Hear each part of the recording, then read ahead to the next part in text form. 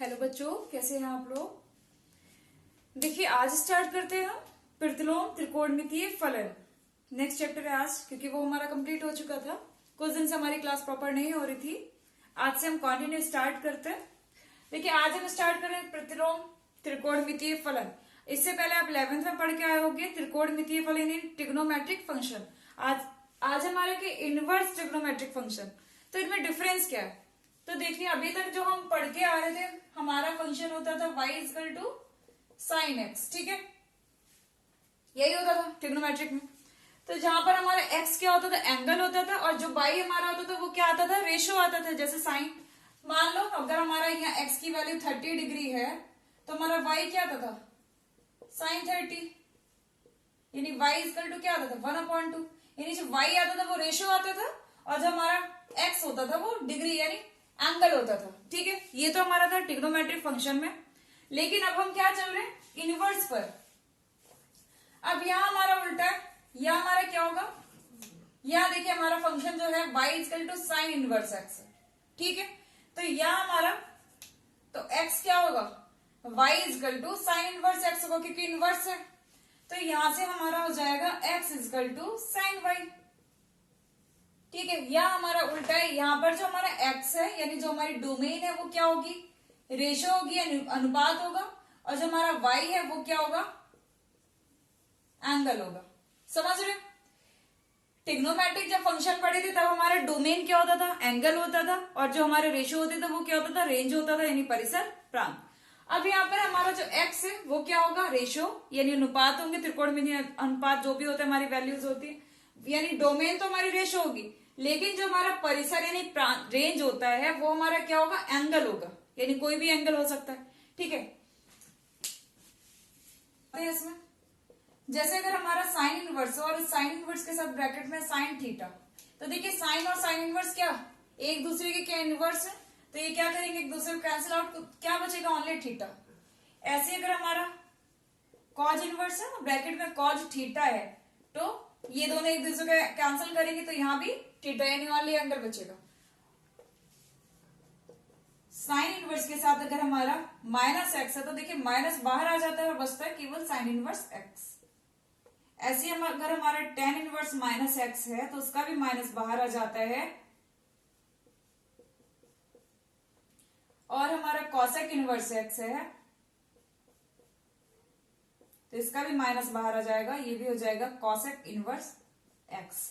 लेकिन अगर हमारा कॉज इनवर्स माइनस एक्स है, इसका माइनस बाहर नहीं आएगा, तो ये हो जाएगा pi minus cos inverse x. ऐसे ही हमारा सेक इनवर्स एक्स है तो इसका भी माइनस बाहर नहीं आएगा, ये भी होगा pi minus sec inverse x. और हमारा एक और बचा cot, cot inverse minus x का भी माइनस बाहर नहीं आता, pi minus cot inverse x. ठीक है, अब देखिए सबसे ज्यादा मेन जो इसमें यूज होता है, इस टेबल का यूज होता है। अगर आपको ये टेबल अच्छे से आती है तो आप सारी वैल्यूज निकाल सकते हैं, यानी जो आपको मुख्य मान निकालना होता है, यानी प्रिंसिपल वैल्यूज निकालने होते हैं, उसमें इसका यूज होता है, इस टेबल का। तो देखिए टेबल में समझा दे रही हूँ, बाकी आपको समझनी है और याद करनी है कि कैसे आपको देखना है। देखिए साइन इनवर्स एक्स का डोमेन और रेंज, हमें जो टेबल दे रखे डोमेन और रेंज, यानी ये एक्स की वैल्यूज होती है, ये वाई की। ठीक है, परिसर और प्रांत। देखिए साइन इनवर्स जो हमारा एक्स है उसकी जो वैल्यूज होती है, यानी डोमेन कहां से कहां तक होता है, -1 से 1। लेकिन देखिए आपका जो इंटरवल दिया है इसमें क्लोज है, ये जो हमारी बड़ी ब्रैकेट का यूज होता है इसका मतलब होता है क्लोज इंटरवल। ठीक है, और जो हमारी ये स्मॉल ब्रैकेट का यूज होता है इसका मतलब होता है ओपन इंटरवल। अब क्लोज इंटरवल और ओपन इंटरवल का मतलब क्या होता है वो देख लीजिए। देखिए क्लोज इंटरवल का मतलब जैसे -1 से 1, इसमें आपका -1 और 1 इंक्लूड है, यानी जो आपकी वैल्यूज होंगी -1 भी होगा उसमें शामिल और 1 भी होगा, और उसके बीच के जितने भी हैं सारे आएंगे। समझ रहे? क्लोज का मतलब होता है जैसे हमारा 3,4 क्लोज इंटरवल है, तो इसका मतलब है 3 और 4 के बीच के जो भी नंबर्स हैं वो सारे, और उसमें शामिल होंगे, आपका 3 भी शामिल होगा, 4 भी। जैसे यहां हमारा लिख लीजिए 9 और 9,15। ओपन इंटरवल का मतलब होता है 9 और 15 के बीच की संख्या, लेकिन 9 और 15 उसमें इंक्लूड नहीं होगा, शामिल नहीं होगा। यानी इन दोनों को छोड़ के इनके बीच के जितने भी नंबर्स हैं वो आपको लेने होंगे, लेकिन 9 और 15 नहीं लेंगे। ठीक है, ये हमारा क्लोज इंटरवल ओपन इंटरवल को समझा दिया है। देखिए साइन इनवर्स एक्स का जो हमारा डोमेन होता है -1 से 1 के बीच होता है, और इसका जो रेंज होती है यानी जो एंगल होते हैं वो कहां से कहां तक होते हैं, -π/2 से π/2, और ये भी हमारा क्या है, क्लोज इंटरवल। ठीक है, अब बात आती है कॉज इनवर्स एक्स पे। इसका भी डोमेन वही होता है -1 से 1 क्लोज इंटरवल, लेकिन जो इसका रेंज होता है यानी परिसर है 0 to π होता है। ठीक है, ये भी क्लोज इंटरवल में होगा 0 to π। tan इनवर्स एक्स का जो हमारा डोमेन होता है वो ऑल रियल नंबर्स यानी आर है, यानी रियल नंबर्स होते हैं सभी, और इसका जो हमारा रेंज है -π/2 से π/2 होता है, लेकिन ओपन इंटरवल, क्योंकि -π/2 और π/2 पे हमारा tan क्या होता है, अपरिभाषित होता है, यानी इसकी इंफिनिटी वैल्यू होती है, इसलिए π/2 और -π/2 को इंक्लूड नहीं करेंगे उसके बीच के एंगल्स। ऐसे कॉसेक इनवर्स एक्स क्या होता है, -∞ से -1। देखिए यहाँ पर ओपन इंटरवल है, यहाँ पे क्लोज है, यानी हम -∞ को नहीं लेंगे, लेकिन उसके इधर के सारे नंबर्स लेंगे -1 तक, और -1 को भी लेंगे। यूनियन मतलब इधर होगा 1 to ∞, यानी इंफिनिटी को नहीं लेंगे, 1 से लेके इंफिनिटी के बीच के जो भी होंगे सब आ जाएंगे। तो ये हमारा कॉसेक इनवर्स है, और इसका जो रेंज होती है यानी परिसर होता है वो देखिए -π/2, π/2 क्लोज इंटरवल, लेकिन इसमें एक नहीं आता 0, तो हम 0 को हटा के बाकी सारे आ जाएंगे -π/2 से π/2। अब 0 क्यों नहीं आएगा, क्योंकि 0 पे हमारा कॉसेक डिफाइन नहीं होता, अपरिभाषित होता है। ठीक है, नेक्स्ट आता है हमारा सेक इनवर्स एक्स।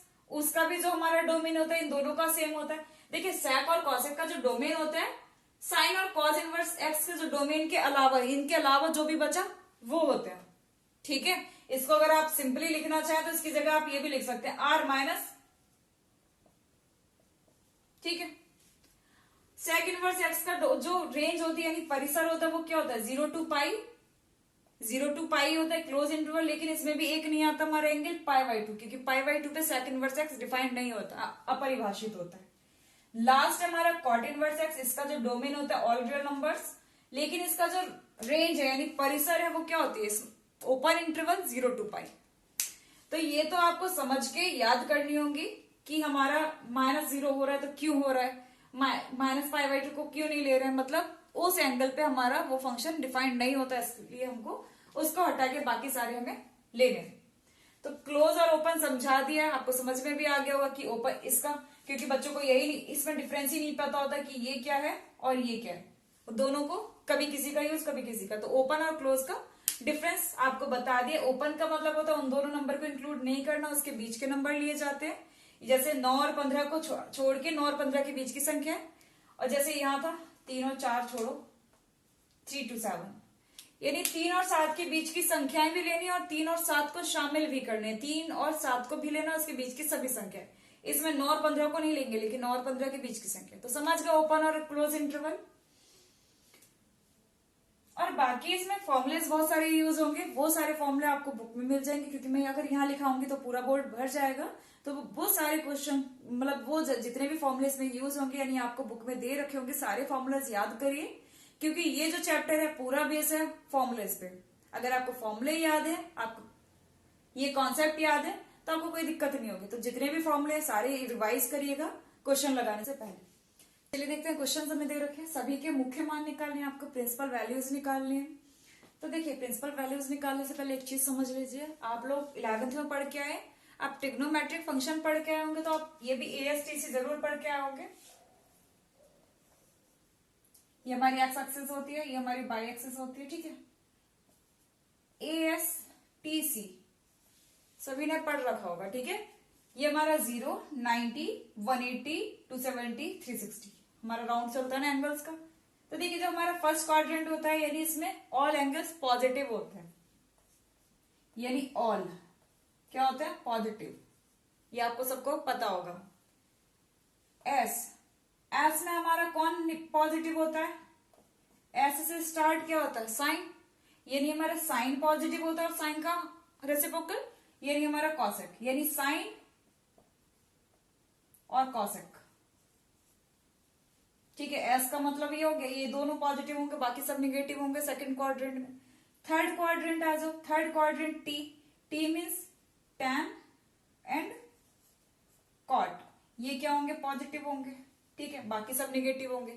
फोर्थ क्वाड्रेंट में क्या होगा, सी, सी से हमारा क्या होगा, कॉज एंड सेक, ये क्या होंगे, पॉजिटिव, और बाकी सब निगेटिव। सबसे मेन आपका ट्रिग्नोमेट्रिक में ये, अगर आपको ये नहीं आता एएसटीसी तो मतलब आपको बहुत बेसिक आपका वीक है।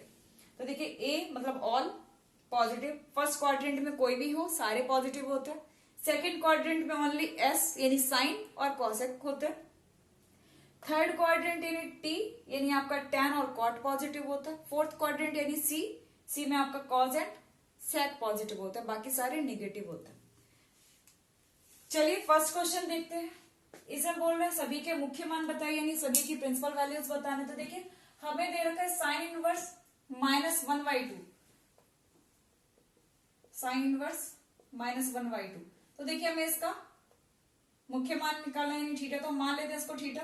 तो यहां से हमारा हो गया sine theta is equal to minus का 1/2, ठीक है, क्योंकि साइन इनवर्स -1/2 था थीटा, तो साइन इनवर्स थीटा के पास गया तो साइन थीटा हो गया, ये ऐसा ही रहा। अब देखिए आपको ये हमारी एक्सेस है, साइन का जो ग्राफ होता है वो ऐसा होता है। देखिए साइन 0 पे कितनी वैल्यू होती है, साइन साइन टेबल से बताइए, साइन 0 पे 0 मान होता है, यानी जो साइन का ग्राफ होता है ऐसे करके स्टार्ट होता है, ये हमारा 0 होता है, जो साइन की मैक्सिमम वैल्यू होती है 1 होती है, और इधर नीचे -1 तक आता है, ठीक है। और 1 साइन की वैल्यू कब होती है, π/2 पे, यानी जो आपका ये 1 है कहाँ होता है, π/2 पे, और साइन की वैल्यू 0 कब होती है, पाई पर, ठीक है। और ऐसे ही आपका ग्राफ इधर आएगा, एक को मैं ग्राफ से समझा दे रही हूं आपको।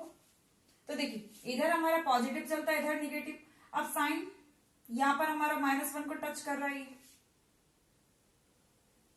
अब साइन -1 कहाँ होगा, यहां पर, तो ये हमारा क्या होगा, उधर साइड पॉजिटिव, तो इधर क्या होगा -π/2, और ये हमारा -π।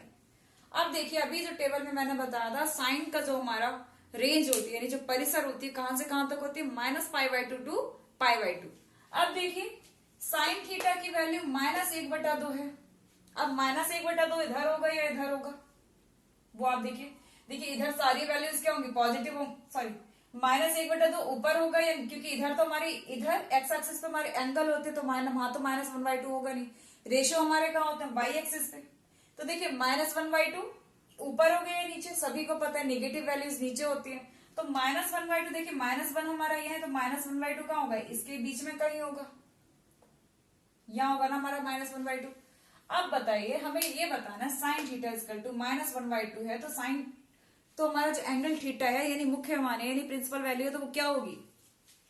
अब पहले ये देखिए साइन 1/2 कहाँ होता है, 30 डिग्री पे, 30 डिग्री मतलब π/6, तो हमारा जो साइन -1/2 है यहाँ कहीं होगा, तो ये क्या होगा हमारा π/6 ही होगा नीचे, लेकिन ये क्या होगा, सॉरी π/6 हमारा ये होगा ना, क्योंकि -1/2 हमारा ये होगा लगभग ये, तो ये जो हमारा ये एंगल ये π/6 होगा, लेकिन π/6 होगा, लेकिन कौन सा वाला, क्योंकि ये निगेटिव साइड है, तो -π/6, तो हमारा सीधे लिख देंगे इसको, साइन थीटा इक्वल्स टू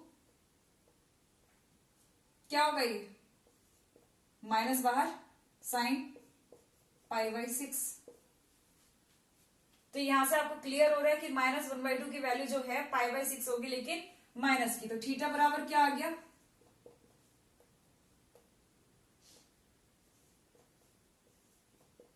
क्योंकि साइन का माइनस अंदर आ जाता है π/6, तो जो हमारा थीटा है वो क्या हो गया, माइनस का π/6। देखिए साइन थीटा बराबर -1/2, माइनस ऐसे ही रहा, 1/2 की वैल्यू में पता है sine π/6, minus sine theta, sine minus theta होता है वो हमने कर दिया, तो साइन दोनों साइड साइन थे तो हमने कंपेयर किया, तो थीटा हमारा कितना आ गया -π/6, जो बिलोंग्स कर रहा है किसे, -π/2 π/2 को, ठीक है।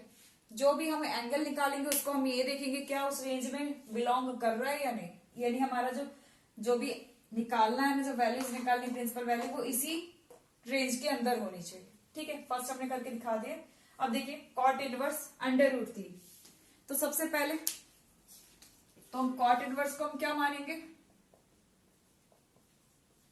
थीटा, तो यहां से कॉट थीटा कितना हो जाएगा, अंडर रूट 3 कॉट थीटा। अब कॉट की वैल्यू किस पे होती है, अंडर रूट 3, कॉट कितने पर होता है, अंडर रूट 3, यानी कॉट होता है 30 पर, यानी कॉट π/6 पर होता है। देखिए यहाँ माइनस का कोई चक्कर नहीं था तो हम डायरेक्ट कर दिए, cot theta is equal to under root 3, under root 3 किस पे होता है, कॉट π/6, तो हमारा थीटा इजकल टू आ गया π/6, सेकेंड वैल्यू आ गई π/6 की। और ये भी बिलोंग किस में कर, देखिए कॉट हमारा है तो ये किस में होगा, इसका, ठीक है, तो ये हमारा बिलोंग किस में करेगा, 0 to π। नेक्स्ट आ जाए, इसका यूज हो गया तो इसको रफ कर देते हैं, वरना आप कंफ्यूज होंगे कि ये फिगर सेकंड का है या फर्स्ट का है। कॉज इनवर्स अंडर माइनस का 1/√2, तो सबसे पहले हम इसको मान लेते हैं, कॉज इनवर्स एक्स को